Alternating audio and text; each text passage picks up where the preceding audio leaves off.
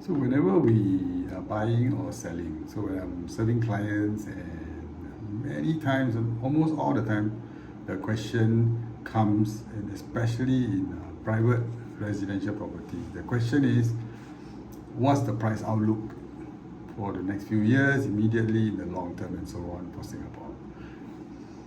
And the thing is, there's a lot of information out there, and usually people are talking about price is going to drop, price may not drop, it's stable, and many reasons why this will happen. So I thought I'll just share with you what I usually share with my clients from a macro perspective.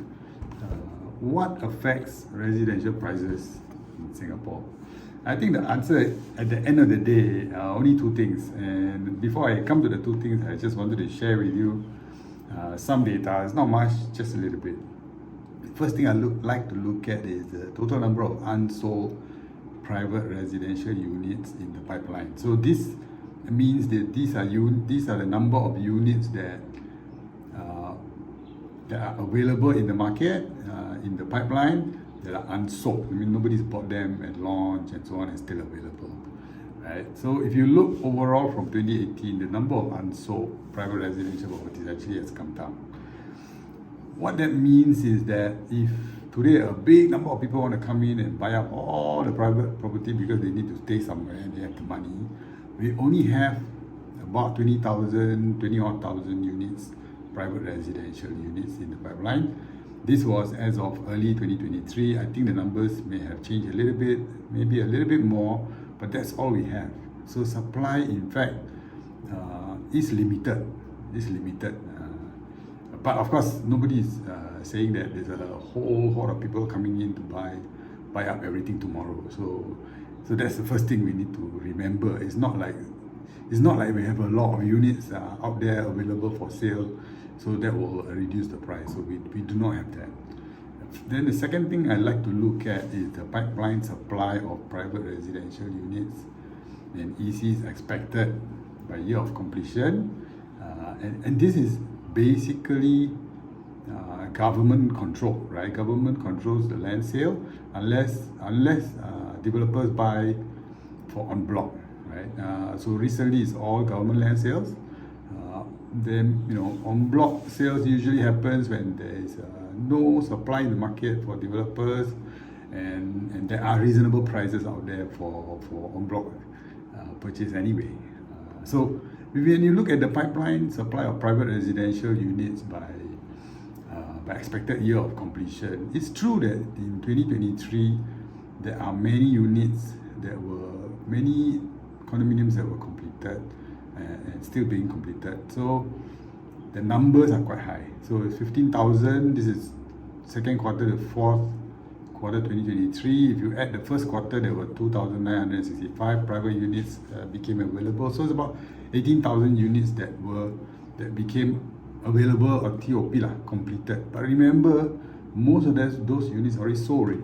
They were already sold already. It's not available for you to buy unless somebody sells it to you, right? And then we look forward to 2024, 25, 26, and beyond 27. In fact, the number of units that are going to be completed in 2024, confirmed completed 12,645, 2025, 8,776. In 2026, the grey zones that you see, those are without planning approval. So that one, government can always push it down the road. So the numbers are in fact lower than 2023. So if you ask me, then what can I look at to say that private residential property in Singapore will continue to go up in price? Okay, so here are my top two things. One is the number of units that become available is controlled by government land sales. So government in fact controls the number of private residential units that are going to be available. And our government does not want the prices to be speculative and balloon to a bubble. Neither do they want it to drop. Neither do they want it to go to a level where there is not enough houses for everybody, right? So I think government land sales, number one, is the first thing that controls the prices. The second thing you must look at is the economic situation. And where you can see this in the developers bidding for land, at what prices they are bidding. So far, this year they have been bidding for very healthy prices. And that means that they will forecast higher sale price.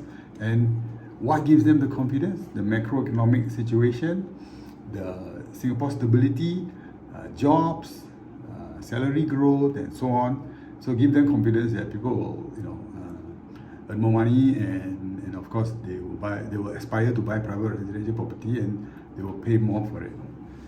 That brings me to my last point. So remember the two things I talked about. Number one is government land sales. Number two is how much the developers actually bid for the land, and their confidence comes from their own studies of the economic situation and how much people will buy for their properties. So they have very detailed studies, right, with a big team, and those are the two markers for me. Number one, government land sales, how much are they bidding, and number two, how much are they pricing. So I wanted to just share with you my last chart here. If you look at the past, this is 20 years from 2003 to 2023, right? If you look at average sale price, of course, for private resident property, the price has gone up. But I like to look at this. You look at new sale. The first row is new sale. New sale prices from what used to be $576 per square foot in 2003 grew by 286%. Resale grew by 254%. This is over the past 20 years. Sub-sale is sale of private residential property before it's completed. So somebody actually resale, it's a resale but haven't completed. And overall, the prices have gone up by 260%. What it actually tells me is the person setting the price in the market is the person who buys the land, builds the building, and builds in a profit for themselves, depending on the economic situation, and then people buy. So as long as people are buying, they will feel confident, and they will bid for land at a certain price. They will build it at whatever the cost is to build it, and they will price it and make a margin of profit. So to me, if you ask me, just from a very macro point of view, we need to look at these two things. Number one, how much are the developers pricing their new developments? For example, Jayden Residences, which almost sold out over the weekend, was priced $22,400 per square foot upwards, almost sold out. So people bought up everything. So what does it tell the developers? Developers will say, if it's a good location, it's a good product, people will buy, and they will buy fast. Which means that the next time someone is launching a new development, or maybe government land becomes available in that area, they will bid for it at a good price, and they will sell it at a good price. So it will be even higher. Now all this is dependent actually on our economic productivity and how stable we are as a country. So if you want to ask yourself, okay, are private property prices going to continue to go up? You only need to look at a few things. Number one, government controls the amount of land available for private residential property. As long as the government is steady, they do their maths, and the number of unsold looks steady, then you're fine. Okay. Second, we are always getting, couples getting married, people need new houses, people sell off their HDB MOPs and want to move to private condominiums. And of course, we have new citizens coming in, and some of them can afford to buy private condominiums. We have PRs who decide to buy private condominiums instead of resale HDB. So as long as the demand for home keeps going up, the number of people who need a home keep going up. And why would this go up? Because people come to Singapore to work, to earn money. Our kids get better jobs and with better salaries. So that's what drives us. The Singapore story drives us.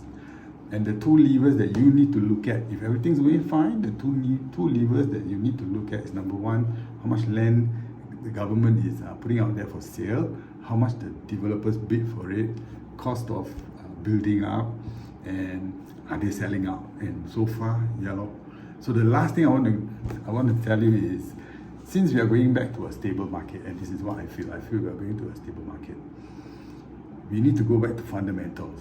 If you are buying, you need to look at the location, you need to look at the size of the unit, the layout of the unit, how much you're paying, because sometimes mid-floor you pay X dollars, high floor you're going to pay X plus dollars, maybe low floor you pay a lower amount, and the facing of the unit as well. So go back to fundamentals and I think we'll be fine. So that's my answer to the question. Do I think that private residential property prices will keep going up? Right now, all indicators are yes, they will keep going up. Unless something crazy happens, maybe there will be a spike because there's a lot of money coming into Singapore, or the ABST rates drop, or maybe something bad happens and people don't buy for some reason, which I don't see. Of course, there will be developments that are not in fantastic locations, may have lower demand, but over a period of 5 years, I'm quite sure they will sell away almost everything as well, because supply is just very limited. So that's my answer. Prices will keep going up because that's what I see.